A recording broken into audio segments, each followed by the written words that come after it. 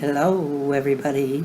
This is Glenda with AKA GK Fralin, a friendly yet chilling community. I'm going to have fun with that all month long.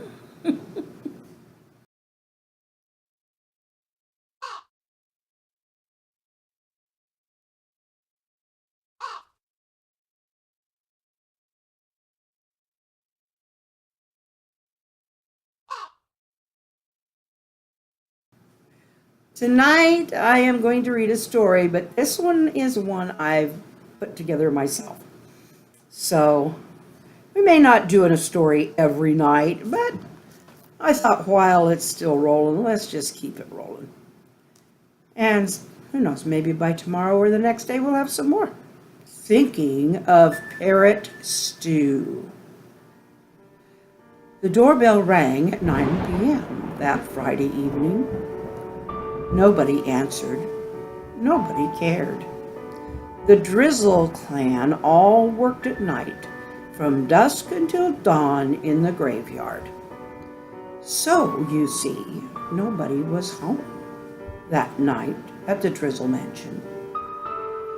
The Drizzle Mansion was a dilapidated old Victorian with creaking floors and giant doors that pierced the eardrums whenever they moved on their hinges. Miranda Manesh stood out in the dripping precipitation, holding her parasol over her head. The porch roof did nothing more to protect her than the flimsy little decorative thing that resembled a miniature umbrella. On the second ring, the door slowly opened without even the slightest nudge. Auntie and Uncle must be working once again, Miranda thought aloud.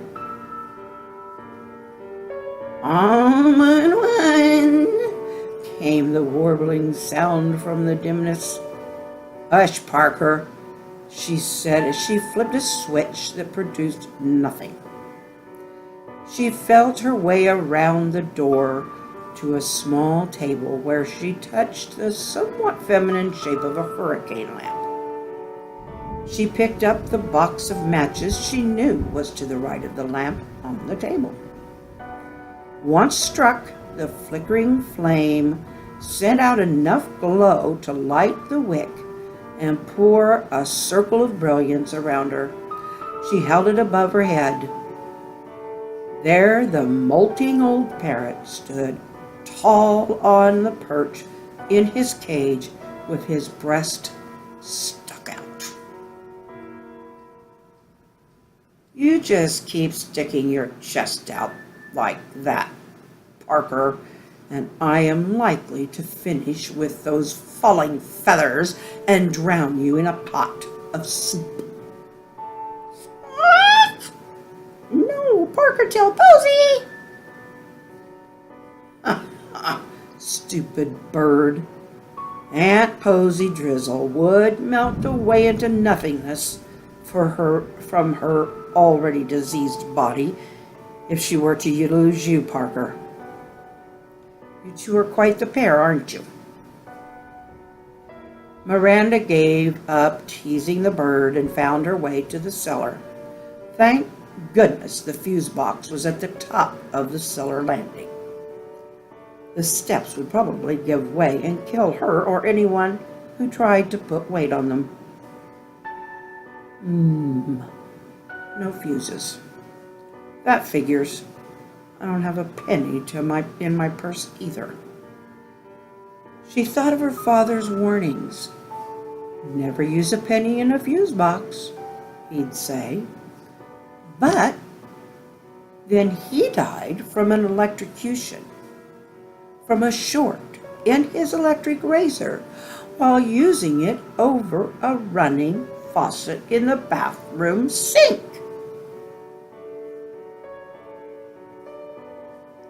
What a family I have, she spoke aloud. Miranda, is that you I hear, darling? A feeble southern female voice called out, "Yes, Aunt Posy, aren't you working in the graveyard tonight?" "Oh, no, it's much too cold for my old bones. I was just out feeding the chickens." The old woman sucked in a ragged, gurgling breath. "I've killed one and brought it in for the stew pot." "What?" Parker fluttered in his cage. "Uncle Eustace and your cousin Larry will be coming in about 1 a.m. for a warm bowl, dear. So you should help me with this old stew hen. She never was much of an egg layer." "Yes, Aunt Posy." They stood on an old porch off the back of the kitchen and pulled feathers off the bird into a barrel that smelled so foul it nearly made Miranda retch. She wished they'd empty the thing instead of letting all the feathers and guts rot. She'd already asked, and Posy had simply said, "We've done it this way as far back as this old lady can remember." By the time they were ready to cut open and pull the greasy guts out of the fowl, the smell no longer plagued the young woman as much. "Aunt Posy, why did you name Cousin Larry the same first and middle name? Larry is such a mouthful, and he insists we use both." "It's been done that way since I can remember. Men have always had their first and second names the same in this family, all except my old Uncle Pete. For some reason, they called him Pete and Repeat." That came from Posy. Sounded much healthier than she appeared.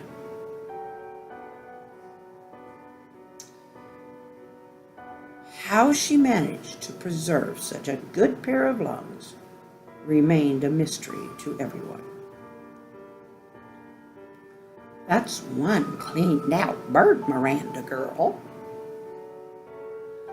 When the men came in for their filling, as Aunt Posy called it, they all sat around the square kitchen table, listening to the splash of water dripping and sometimes running from the ceiling into pots. "Did you save any good innards?" Eustace asked. "Yes," Posy went to the stove. "Here's the old hen's heart for you, my love, and the liver for you, Larry. "How many tonight, Uncle Eustace?" "3 graves," he shook his head, "dug fresh for a poor young family." "What happened?" Posy asked. "Poison apples, I heard," Larry replied. "It's a witchy time of year," from Aunt Posy. Parker cackled his imitation of Posy from the next room.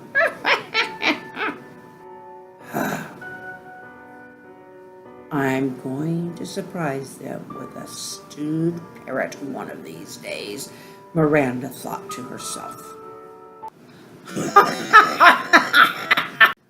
How did you enjoy that walk with me into the darkness of the night near the graveyard? Wasn't that fun? Okay. If you have not already subscribed and you are new, or you just would like to, please do subscribe. And if you're enjoying this, give me a thumbs up.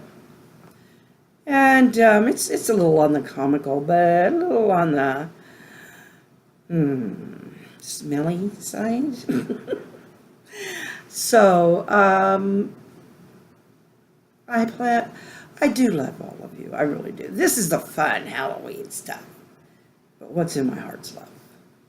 And the more we pour that peace, that love out into the world, I think more peace is going to come back. More love and peace. So, I love y'all. And I'll be back tomorrow. So, good night.